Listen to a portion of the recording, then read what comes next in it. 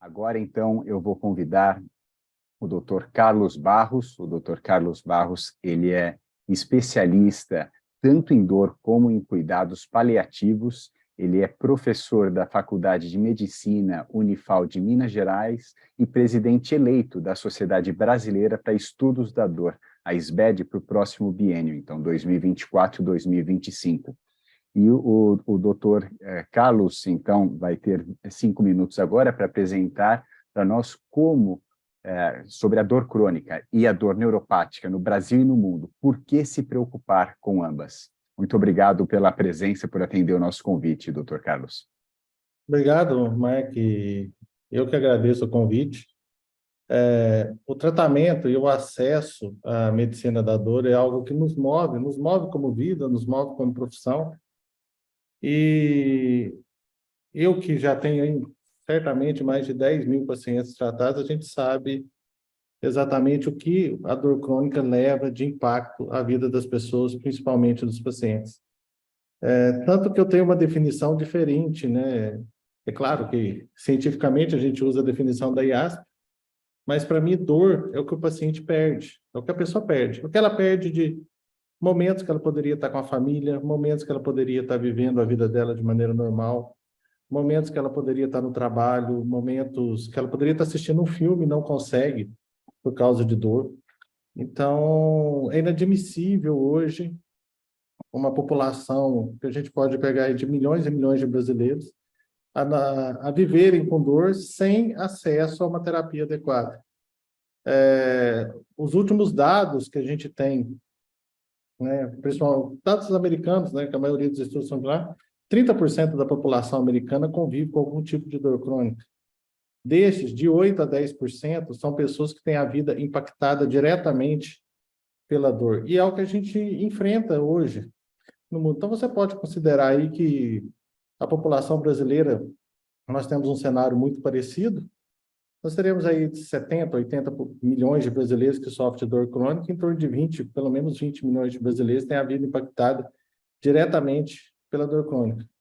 E o que a gente tem, né, de causas e por que a dor é tão impactante? A dor, a dor crônica, ela é seguramente o principal problema de saúde pública no mundo hoje. Apesar de ser negligenciada, apesar de ser maltratada e apesar de não estar no currículo da maioria absoluta das faculdades, principalmente nas brasileiras. Só que a população, cada dia mais, ela tem mais conhecimento e a população... Quem vai mudar isso? A força da população, a força dos pacientes é que vai acabar mudando. Os pacientes hoje já têm mais consciência que há tratamento. E é uma demanda, eu falo, próxima do infinito. Porque nós temos a dor crônica relacionada à obesidade, que atinge aí pelo menos 20% dos brasileiros hoje. Nós temos a dor crônica relacionada ao aumento da idade, né? Nós vivemos mais e vivemos mais gordos hoje, né? Que também está relacionado ao aumento da prevalência de dor crônica.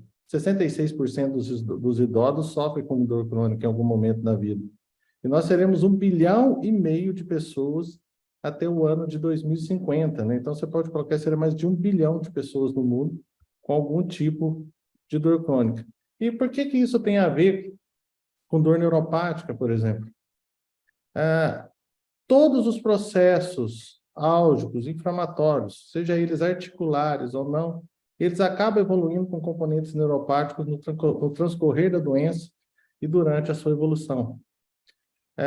Eu vi aí 2 comentários sobre neuropatia diabética. Neuropatia diabética é uma das patologias mais limitantes que a gente tem hoje.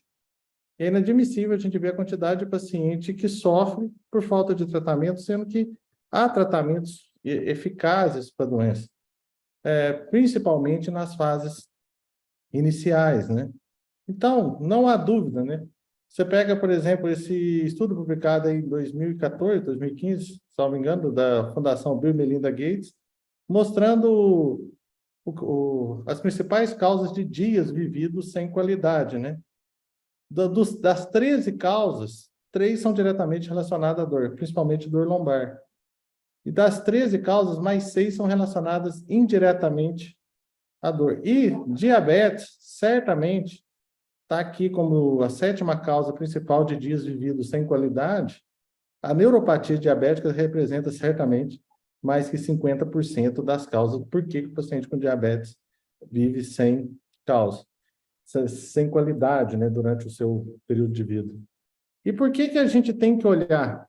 Nós temos que olhar pela vida das pessoas, nós temos que olhar pela qualidade de vida delas, e nós temos que entender também o impacto econômico que isso traz no mundo. O tratamento que a gente tem hoje, inadequado para a dor crônica, ele excede, né, os custos em saúde para doenças coronarianas, câncer e AIDS somados. E a gente não fala de dor crônica como a gente fala dessas outras doenças. O grande desafio ele é educacional, né? Esse é um estudo europeu que mostra que só 5% dos pacientes com câncer, por exemplo, são tratados por médicos que têm algum tipo de formação. E a conclusão que a gente chega, a base educacional. O Brasil não tem uma lei que nos obrigue a tratar. Não tem uma lei que nos obrigue, que obrigue o poder público a fazer políticas públicas. A única citação que a gente tem sobre dor é no artigo 23 sobre a fundação do Unacon e do CACOM, que citam controle de dor como uma das diretrizes dos Unacons e dos CACOM do país, né? Nós tivemos pequenas vitórias, né? Em 2021, a cobertura obrigatória de analgésico para pacientes oncológicos foi aprovada, mas nós temos ainda um grande caminho, principalmente de atualização do PCDT, que pode levar, pelo menos, mais acesso, pelo menos as medicações básicas, aos pacientes, né? Então, nós tivemos aí uma negativa importante em 2021, temos esse marco triste com a história brasileira, quando no Diário Oficial da União foi publicado que não ia liberar opioides fracos e classificou a morfina como opioide fraco, apesar de ter sido corrigido depois por outra portaria, esse fato está no Diário Oficial da União. Então, o que a gente precisa? Nós precisamos de educação. Nós temos que levar a educação em dor crônica para as escolas de saúde, não só de medicina, porque dor não é tratada só com médico, dor é tratamento, ele é multiprofissional por excelência. Nós temos que ter leis que obrigam o poder público a criar políticas públicas e, por fim, as leis que façam termos políticas públicas relacionadas ao tratamento de dor crônica, lembrando que os desafios eles são enormes e não é de uma só especialidade. Tá? Muito obrigado e vamos ver.